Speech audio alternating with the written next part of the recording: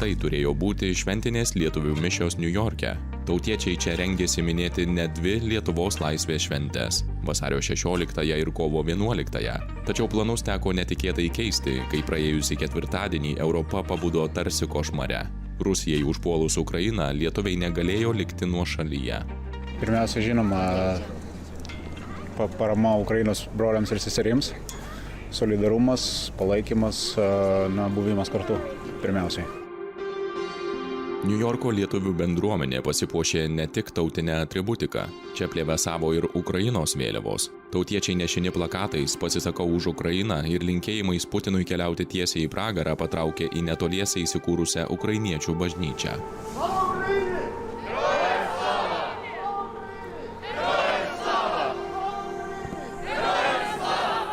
Be abejo, didelis iššūkis. Ne tik tai Ukrainai, bet visam pasauliui, ypač Europai ir mūsų regionui. Dėl to mes turim kartu būti su ukrainiečiais šiuo metu, jiem padėti visko, ko galim, ir svarbiausia dabar rodyti solidarumą tiek ten, kur mes visi esame. Niujorko lietuviai įsitikinę, mes geriau nei bet kas kitas suprantame, kokia sudėtinga gali būti kova už laisvę. Suprasti, kad kokia trapi yra ta laisvė ir kokia trapi yra ta nepriklausomybė, kad per kelias dienas viskas gali apsiversti aukštyn kojomis. Dėl to mes tikrai turime daug daugiau vienas kitą palaikyti, dalyvauti visur, parodyti, kas yra laisvė, kas yra nepriklausomybė.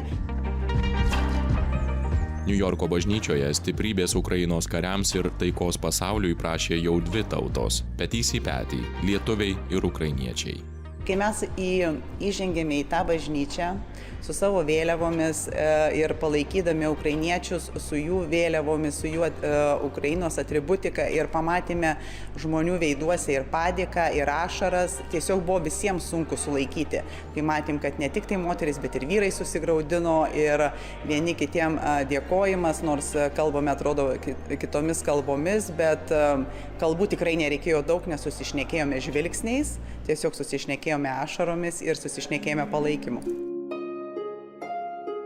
Dauguma ukrainiečių šioje bažnyčioje gimė dar Sovietų sąjungos laikais. Todėl sako puikiai prisimenantys, kokiomis sąlygomis tada gyveno. Ir tai nėra ta vieta, į kurią jie dar kada nors norėtų grįžti. We had no cheese, food, bread, that I had to, as a kid, 5-year-old kid, stand in lines for bread. And I often didn't get one, so I know all these problems of Soviet Union. And that's why I will resist to the end.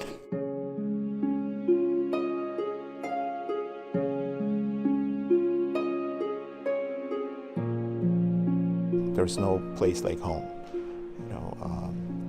and we have to do everything possible to protect Ukrainians in Ukraine and make sure they feel at home. If they want to come here to visit, they're more than welcome, and they want to stay here, they're more than welcome. But they should have a place where they like to be, a place to stay, and that is home. There's no place like home. Lietuviai su ukrainiečiais ne tik kartu meldėsi. Parapijos kunigui jie padovanojo simbolinę skulptūrą Rūpintojėlį, linkėdami, kad šis užtartų juos kovoje už laisvę. Žinome, kad jiem reikia dabar paramos finansiškai, tai jeigu asmeniškai, tai tikrai aš kviečiu visus, ką aš ir pati dariau. Aš jau ir vienai ir kitai organizacijai aukojo pinigų, dėl to žinau, kad tikrai Lietuva surinko tiek daug, kai dar ne viena šalis tiek nesurinkusi yra iš žmonių. Vien Niujorke gyvena apie 100 000 ukrainiečių.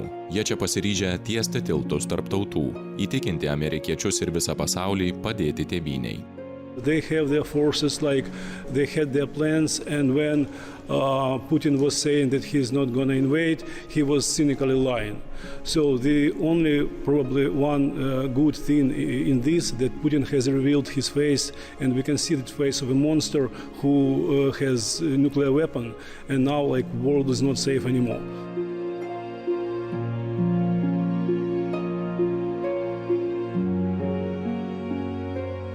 Tai svarbiausia, ką daro lietuvių bendruomenė čia New York'e ir visoje Amerikoje, tiek daro ir ukrainiečių bendruomenė, rodyti vietos politikams, kad jie apsisprendę palaikyti Ukrainą besąlygiškai, kad ją remti reikia visom galimom priemonėm.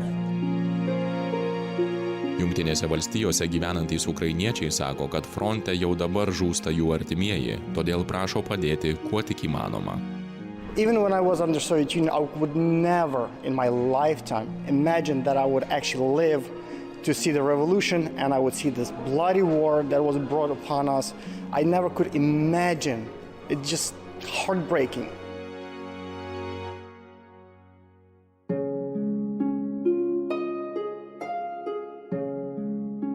My relative, my nephew, he went as a volunteer to the Ukrainian army, and he has been sent to the front of the war.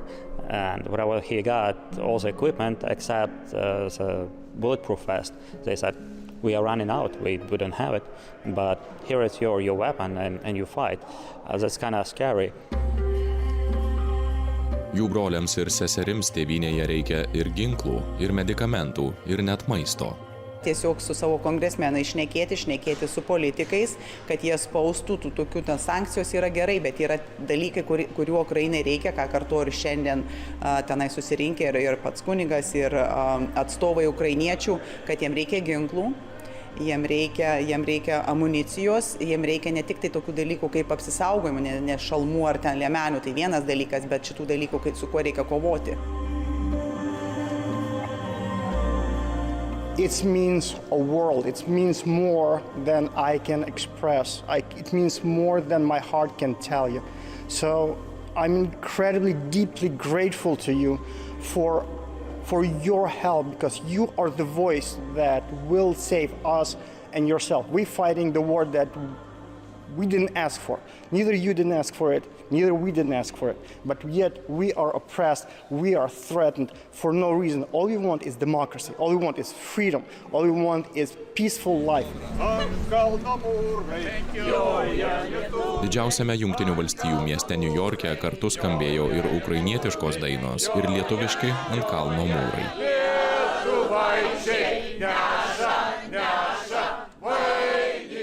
Šalia Ukrainos vėliavų trispalvės plazdėjo daugybėje miestų visame pasaulyje. Lietuviai palaikyti kaimynų rinkosi ir Jungtinėse valstijose, ir Europoje, ir Azijoje, ir net Australijoje. Agresorius Putinas turi žinoti, kad pasaulio lietuviai ginsis ir gins. Visose kontinentuose organizuojamos demonstracijos, pasaulio lietuvių bendruomenės nariai renka finansus, taip pat teikia medikamentus į Ukrainą. Taip pat esame susitelkę ir siūlome viso pasaulio valstybėse būstą iš tiems, kurie palieka Ukrainą. Mes esame už taiką pasaulyje, palaikome brolius ir seseris Ukrainoje ir Ukrainos lietuvių bendruomenę. Tai lydi mus visus Dievas ir taika. Į gatves lietuviai išėjo ir ES sostinę laikomame Briuselyje. Čia šimtai žmonių susirinko prie Europos parlamento. Kai Rusijos kariuomenė įžengė į Ukrainą, dauguma europiečių dar miegojo. Tačiau Taivane jau buvo vėlyvas rytas. Lietuviai šioje šalyje vieni pirmųjų išėjo į gatves reikalauti sustabdyti karą. Bendruomenės pirmininkė sako, kad ir patys taivaniečiai čia labai susirūpinę. Bijo, kad Rusijos pavyzdžių nepasektų Kinija ir Taivanui netektų ir pačiam gintis. Šiuo metu mes esame Taivane Taipėjuje ir vyksta mitingas palaikyti Ukrainai.